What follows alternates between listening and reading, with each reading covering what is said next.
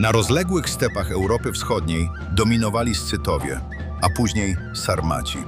Na północ od nich, wśród lasów i rzek, żyły społeczności określane przez starożytnych autorów mianem Wendów. Choć dzielił ich odmienny sposób życia, nie byli całkowicie odizolowani. Szlaki handlowe i wędrówki ludów prowadziły do spotkań obu społeczności. U szerokich stepach wschodniej Europy dominowali Skify, a później Sarmaty. Na północ od ich, wśród lasów i rzek, żyli общины, jakich starożytne autory nazywali Weniedami. Nie глядячи na to, że jany żyli по-розному, jany nie byli całkiem izolowanymi. Handlowe szlaki i migracje привели do zustreч pomiędzy tymi dwoma общинami. Scytowie i Sarmaci słynęli z hodowli koni. Posiadali skóry, futra, broń oraz wyroby rzemieślnicze. Wędowie oferowali drewno, miód, wosk, skóry zwierząt leśnych i bursztyn pochodzący z północy.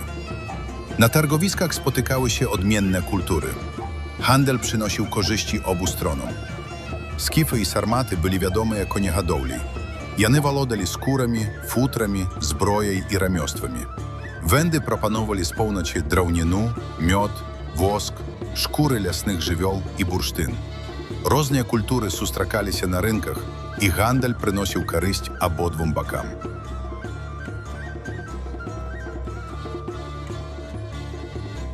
Kupcy podróżowali dolinami rzek, przekraczali lasy i stepy. Karawany zatrzymywały się przy osadach i przeprawach.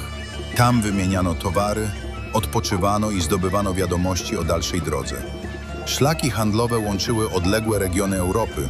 Kupcy podróżniczyli po rocznych dolinach, przesiekając lasy i stepy. Karawany spełniali się u poselищach i na przeprawach.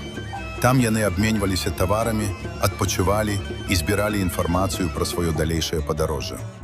Handlowe szlaki zluczali oddalone regiony Europy.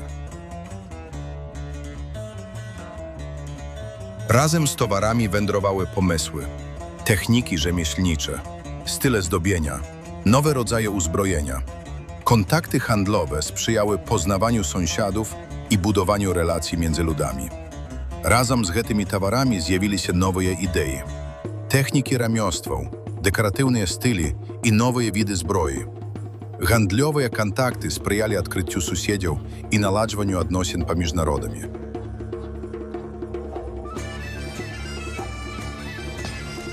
Our cups to the Scythian guests.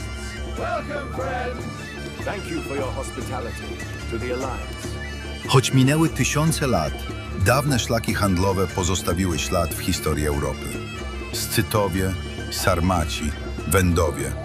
Każdy z tych ludów uczestniczył w tworzeniu sieci kontaktów, które łączyły stepy, lasy i wybrzeża.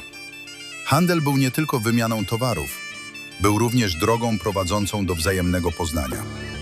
Nie глядячи na to, że przeszli tysiące lat, starożytne handlowe szlaki pokinuli swój ślad u europejskiej historii. Skify, Sarmaty, Weniedy. Każdy z tych narodów udzielniczał u stworzeniu sietek, jakie zluczali stepy, lasy i uzduzbierzeży. Handel był nie prosto obmienem towarami. To był tak samo szlak do wzajemorozumienia.